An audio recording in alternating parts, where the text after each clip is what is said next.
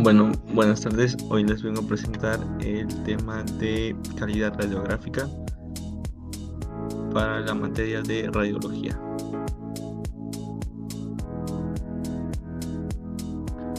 Bueno, para empezar debemos entender lo que es la calidad radiográfica. Bueno, pues no existe una definición objetiva de la calidad de imagen, es más bien cuestión del juicio subjetivo del observador. En odontología, la base de la calidad de imagen es la capacidad del sistema de imagen para detectar diferencias de captación de un radiofármaco entre una zona de lesión y las zonas adyacentes. Por lo tanto, una imagen de alta calidad es aquella que puede visualizar este contraste para lograr un diagnóstico correcto.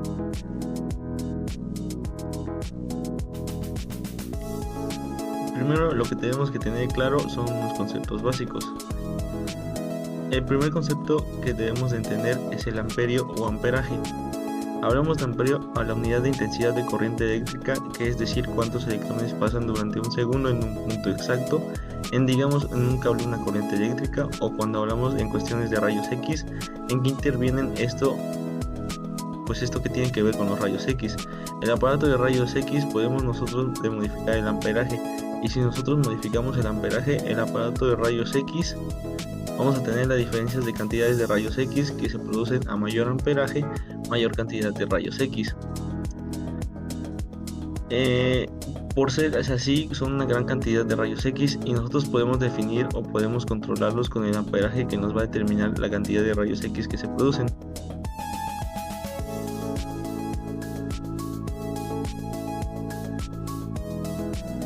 Por otro lado tenemos el voltaje, y este es otro factor que habla sobre la presión o la fuerza de esa corriente.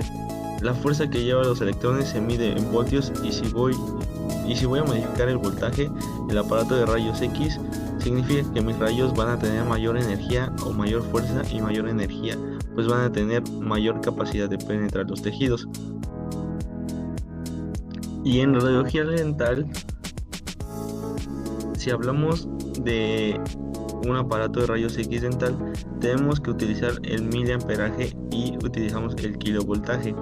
Estos son los rangos en miliamperios que utiliza el aparato de rayos X, de 7 a 15 miliamperios, y el rango de kilovoltios es de 65 a 100 kilovoltios. Si nosotros compramos un aparato de rayos X dental, pues el rango va a tener entre ambos factores, bastante estos dos factores.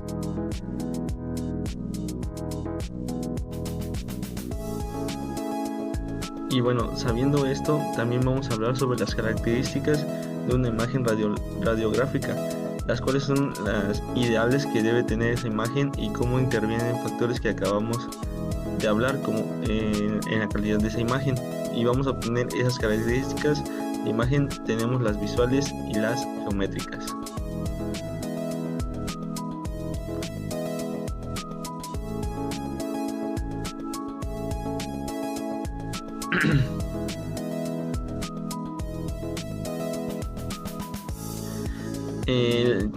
Para comenzar, tenemos las características visuales. Tiene que ver, antes de que nada, debemos recordar que la radiografía dental se compone tanto de una sombra o manchas blancas que vamos a llamar radiopacas, más otras manchas negras que vamos a determinar como radiolúcidas. Esto nos va a dar la radiografía dental. Entonces dijimos blanco radiopaco y negro radiolúcido.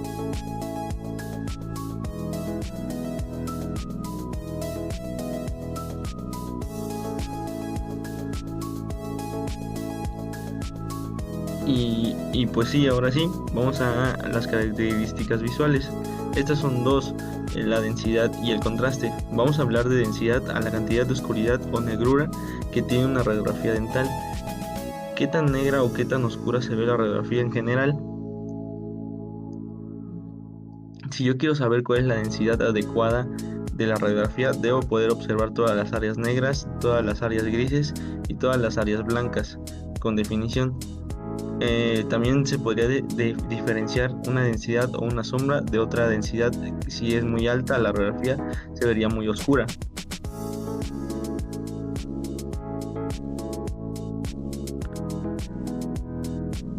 Y la segunda característica visual es el contraste, y lo vamos a definir como la diferencia en los grados de oscuridad, la diferencia entre las densidades entre zonas adyacentes de una radiografía dental.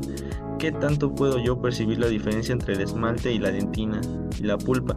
¿Qué tanto puedo percibir yo la diferencia entre el trabeculado, la médula ósea y el ligamento periodontal?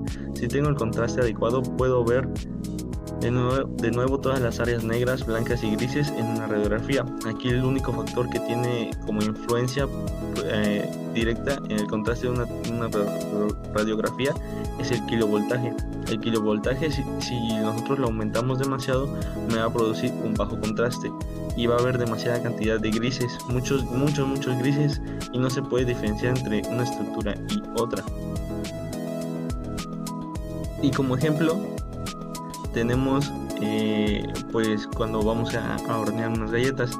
Si yo quiero tener unas galletas horneadas a la perfección, es decir, con una densidad aceptable, si hablamos en esta cuestión de radiografías, imaginemos que las metemos al horno y se puede modificar el tiempo de hornear, y también podemos modificar la temperatura, pero además se le puede modificar cuántos quemadores va a tener el horno prendidos.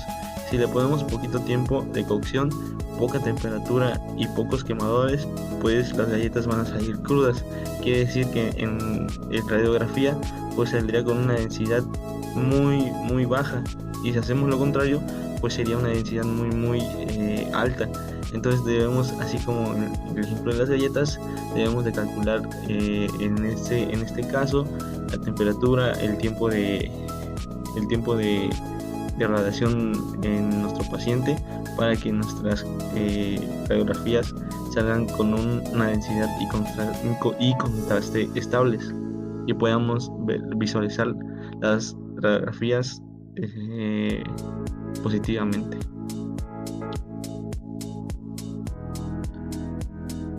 Luego pues vamos con las características geométricas. Estas son tres, que son la nitidez, magnificación y distorsión.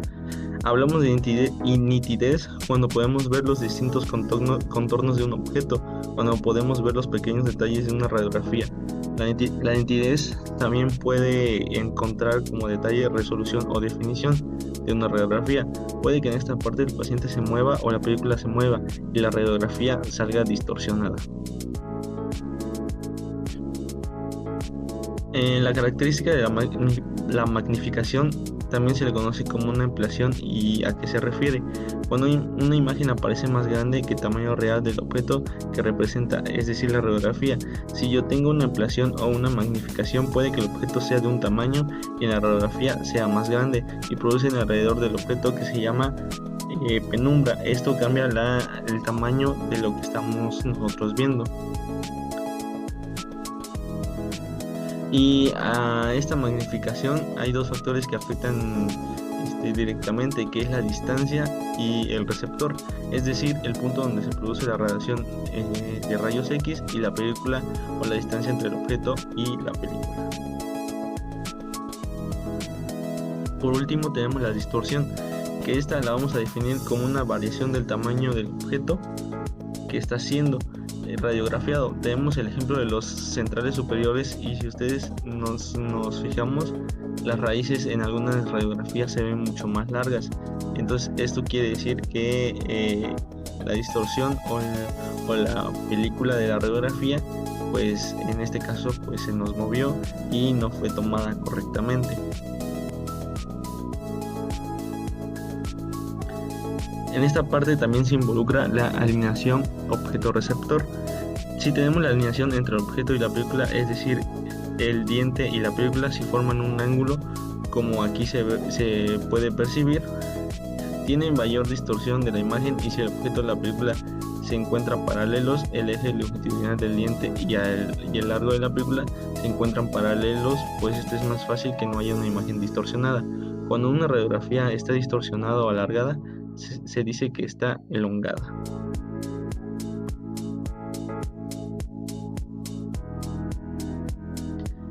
También tenemos lo que es la angulación del haz de rayos X. Si nosotros utilizamos unos alineadores, pues obviamente el haz de rayos X va va a caer perpendicularmente sobre el diente y la película, así como se ve aquí, que es prácticamente una imagen o una representación de una técnica de paralelismo.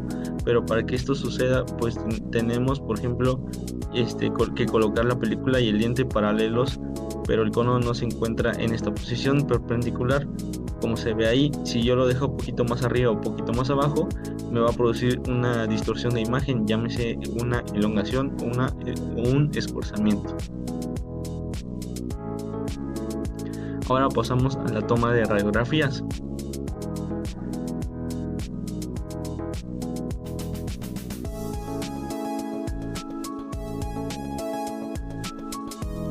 Para empezar, tenemos que entender lo que involucra en la película radiográfica.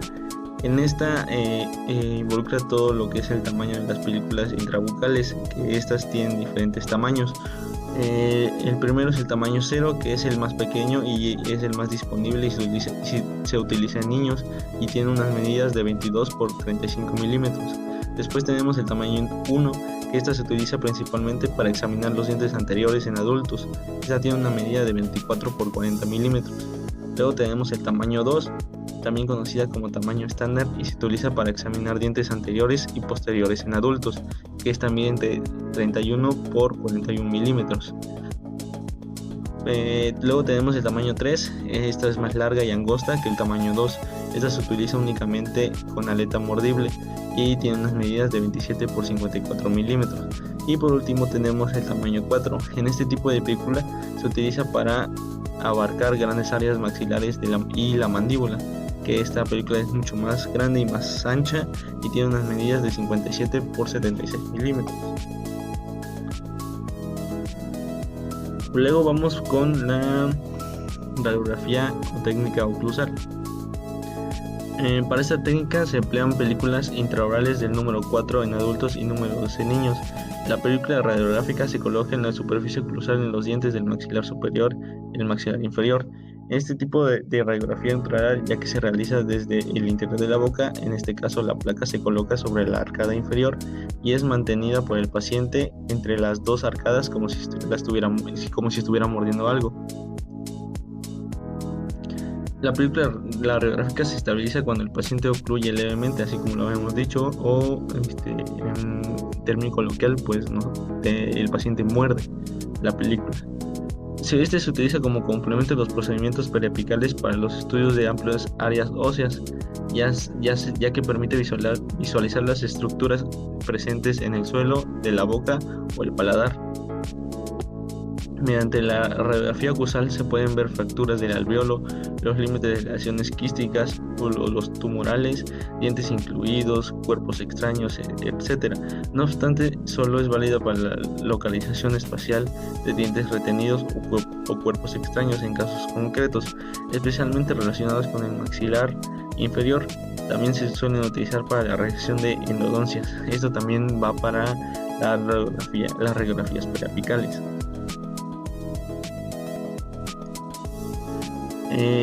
¿Cómo debe ser la posición del paciente para la técnica superior de la mandíbula de la técnica oclusal superior?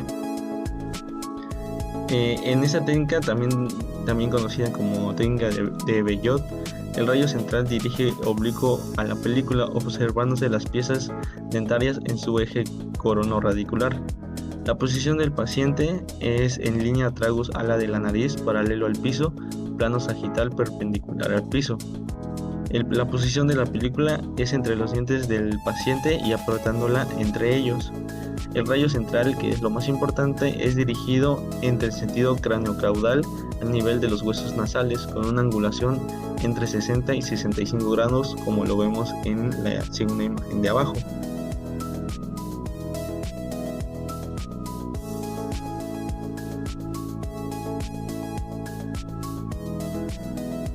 La posición para la toma de radiografías mandibulares, al igual que la técnica del maxilar, existe para la zona de molar a molar en la mandíbula.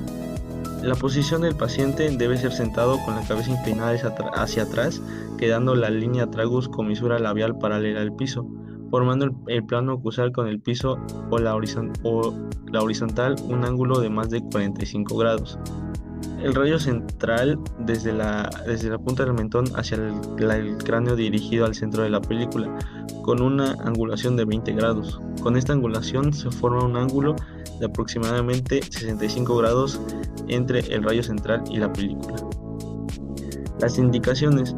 Esta técnica se utiliza para traumatismos en la zona anterior del mentón. También existe otra técnica y nos permite visualizar implantes en la zona anterior del mentón, los cuales generalmente son de gran longitud. Y también nos ayuda a que se puede aplicar en niños con traumatismos dentoalveolares que rechazan la película dentro de los alveolos.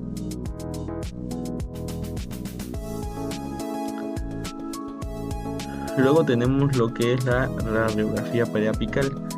Esta radiografía periapical forma parte de las denominadas radiografías intraorales, es decir, aquellas que se realizan mediante la colocación de placas radiológicas de diferente tamaño dentro de la boca, con el fin de obtener imágenes completas de uno o dos dientes y estudiarlo en toda su totalidad. Estudiaremos en este tipo de radiografía el ápice, la corona, la raíz, el tejido óseo y el espacio periodontal. Para realizar la radiografía periapical se pueden utilizar dos técnicas diferentes, la bisección y el paralelismo, dependiendo de cómo se coloca la placa y el ángulo de la incidencia sobre ella el haz de rayos. En cualquiera de los casos es fundamental que el paciente mantenga la musculatura de la boca muy relajada, con el fin de evitar que se mueva la placa y sea necesario repetirla para obtener una imagen borrosa. En esta parte tenemos una tabla de más o menos resumido lo que se necesita, los ángulos que se necesitan en poner la cámara de rayos X y el dedo con el que el paciente nos va a ayudar a sostenerla. Por ejemplo, en los incisivos superiores tenemos que la angulación de la incidencia es de más 45 grados positivos y el dedo con el que lo va a sostener el paciente es con el pulgar, y así nos vamos yendo con los caninos superiores, premolares superiores, molares superiores, que van cambiando conforme a los grados de angulación, y el dedo con el que nos va a ayudar el paciente y que no nos estorbe al momento de tomar la radiografía.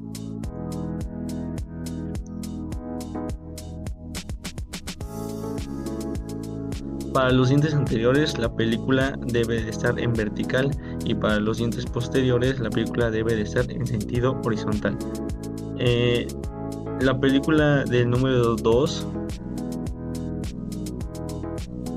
se utiliza para todas las zonas periapicales usando la técnica de bisección del ángulo.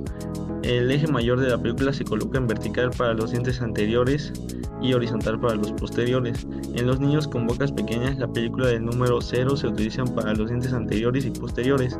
Sin embargo, si la boca del niño es bastante grande, se podrían utilizar del número 2. El punto anatómico de referencia es la punta de la nariz, con una angulación vertical de 40 a 45 grados positivos. Estrangulación la utilizamos también para la zona de los laterales, como lo vemos en la imagen. Esta es una angulación positiva, puesto que es de 40 a 45 grados. Para la parte negativa, el punto anatómico de referencia en esta región es de 1 centímetro por encima del borde de la mandíbula, proyectando el punto anatómico de referencia del maxilar superior como una angulación vertical entre los 10 a 15 grados negativos. El paciente no debe sorprenderse de que a la hora de que se realice una radiografía periapical, el odontólogo o cualquier otro ayudante le pidan que sea el paciente quien sujete la placa. Por ello no supone que en ningún caso que el paciente reciba más radiación, pero sí protege al técnico, al que está tomando la radiografía, de que su organismo no acumule radiación ionizante. Y pues eso sería todo. Muchísimas gracias.